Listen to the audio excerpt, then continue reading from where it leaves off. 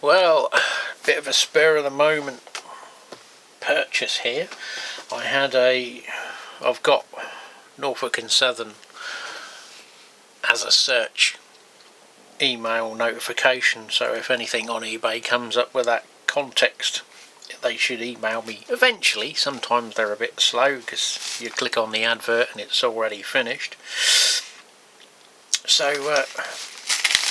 this guy had a Norfolk and Southern locomotive, which don't turn up that often, or if they do, they're not the money I want to spend.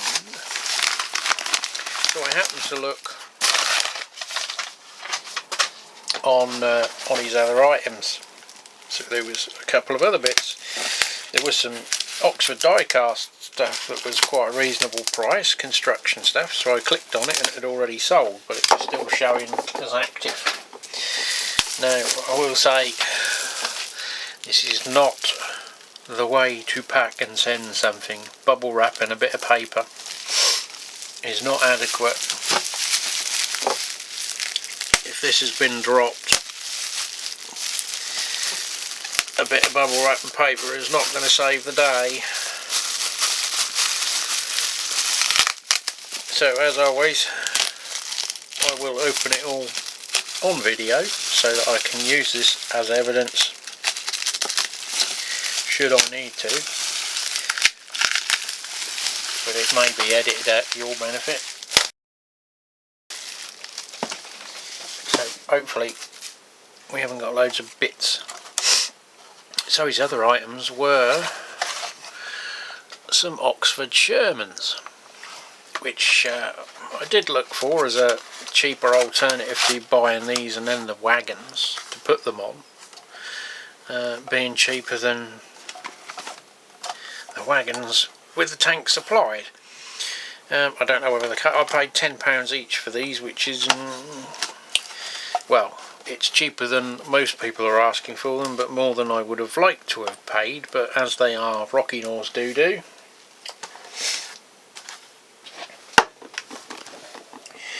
I bought them.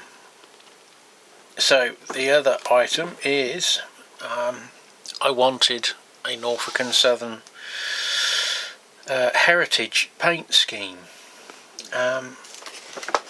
I just needed a loco that would go in a consist to make up a DPU, and I picked that up the other week for a reasonable amount of money, well, a reasonable price. It's sound, it's basic. This is an Athearn roundhouse, which is I suppose their equivalent to a Hornby railroad. It's their basic economy version. Much better than Hornby railroad, I would add, but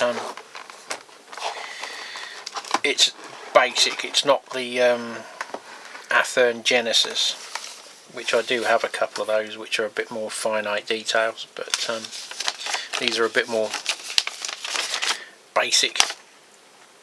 So we've got the exploded parts diagram. This I don't think it wasn't advertised as being chip fitted, so it's DC, so I'll have to fit a chip to it, or possibly sound fitted. I don't really need another one that's sound fitted. So similar to Bachmann packaging, we've got the sleeve and the ice cube, and inside looks like something's broken off the roof there.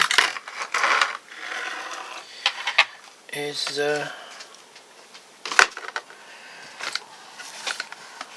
where is it? One moment. So inside the box is a Dash 9 in heritage paint scheme, which has some glue marks on it. I did see it was glue or paint. It's not perfect, there's a little smudge there. Obviously with a bit of weather in it, it's not a deal breaker. I didn't pay a lot of money for it anyway. I used a voucher through the app and got another £5 off it, so it cost me I think it was £65. Yeah, £65. I don't know what that would equate to in dollars, but obviously we pay more over here because there aren't so many about. It's obviously been on a layout or a shelf because it's got dust on it. A little bit on the bonnet, nothing too major. Use my little soft brush here. It doesn't break any of the detailing parts. Don't speak too soon.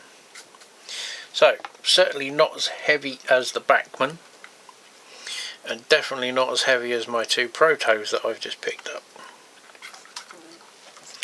But it will, hopefully I can speed match it, and it can be in a consist and do the job. Looks the part. It was the original scheme I was hoping to get, was one of these flash schemes, but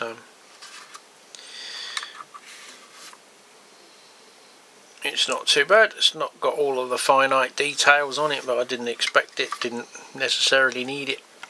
You know, this is 65 quid. If I'd have wanted a higher end model, then I'd be looking at spending closer to 200. So we will give this a test, and you may well see it before this video. It's got bush bearings, so certainly for an economy model or basic model, it's better equipped than a Hornby would be. So we've just got this little rogue piece of detailing on the roof here, I think, to stick back on. Some kind of fin, I guess that's an antenna array or something, to go back on, but that's it. Well, a couple today, although one will be probably separate, I don't know.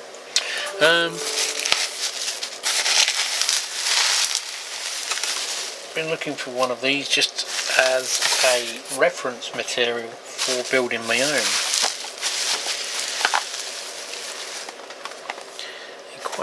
Quite weighty, and my loads for the centre beams, so they look like they might be for the shorter one, I don't know.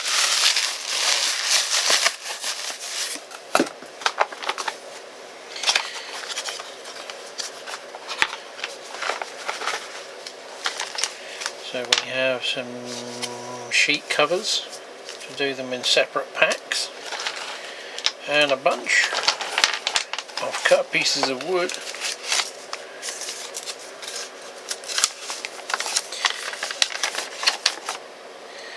.40 blocks, 45 and 17 nylon thread trimmer paper. So yeah, is this just supposed to be sheet paper? There's nothing wrapped in it. I guess that's supposed to be part of the covering, I don't know. And we've got some little thin strips to act as the spacers, and they've been around a while because the lackey band snapped on the other pack of blocks, so that'll be an evening job with the glue to build myself some little loads.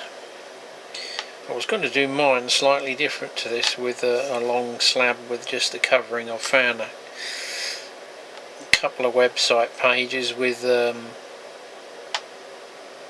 like a whole print of that whole thing, so rather than being individual little packs, it gives you the idea that one strip of timber is covering up, and the printed bit makes it look like a separate one. Even number. So they were about £8 each, which ain't cheap, I guess, for a little load, although loads aren't cheap. for some reason. There's money to be made in them, I think, but I wanted them just as a see what they were like, see what's on the market. I know there's some different ones to this, so that gives me a little idea just to do these. I could possibly measure this and buy strips of wood and cut them down. Balsa wood's got ridiculously expensive for what it is, so we'll have to see what we come up with and make our own for the other flat car bulkhead and centre beams.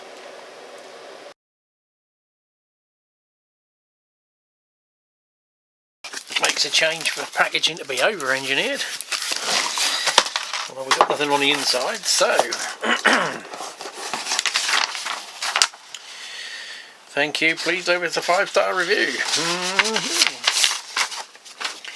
So, bargain hunting again. Hopefully they're all there. I'm going to have to go through the kit. I got this for about 30 odd pounds and it's nearly 50. That's obviously someone's bought it and never used it, and that might end up with part of another one. We'll have to see what it brings. And this is another one that's been on my radar. I think it's about £39. I got it for 29. I do have to buy the other kit that goes with it. But I found that at another model shop when I'm ready to buy it. So this is the freight house, or as we'd call them, a goods shed. This can be cut and used as a double background kit to give you a greater width, and the other one is the office, the freight office, which is a 2-storey building which can add on to this to make it all like one unit. So we'll have to see what the imagination comes up with. So this is from Road and Rails. This is a bit of a big box for what I ordered. We keep putting stuff on sale.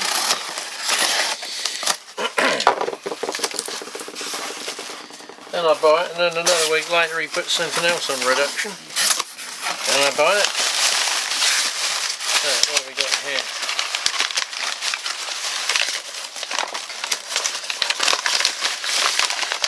We have another British Rail maintenance truck, and it's complimentary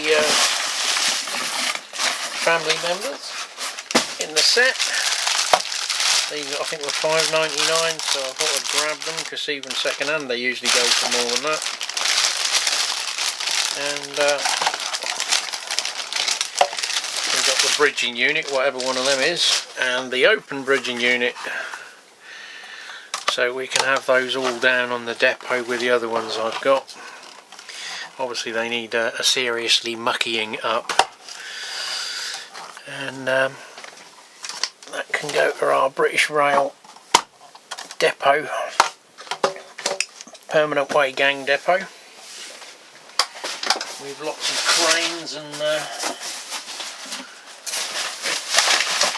maintenance carriages. So if you haven't seen the clip, I have been purchasing yet more goodies. A machine, and in here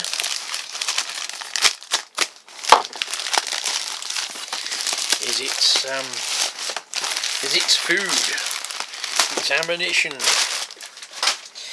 which will give you a clue as to what I've bought. If we can get into it.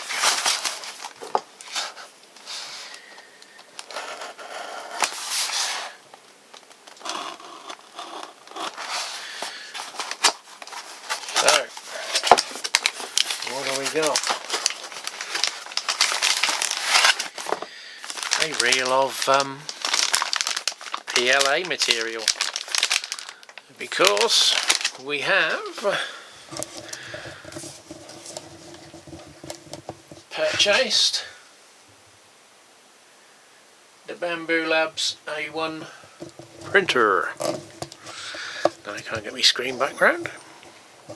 So doubtless it will have already featured in some snippets somewhere along the line, but yeah, it's the new acquisition, so we can do some buildings and larger construction items that aren't really suited to resin printing, which I've still got to sort out, although it's in the room with all of the train stuff, which means there isn't really a lot of room for me to have the wash station and the printer going.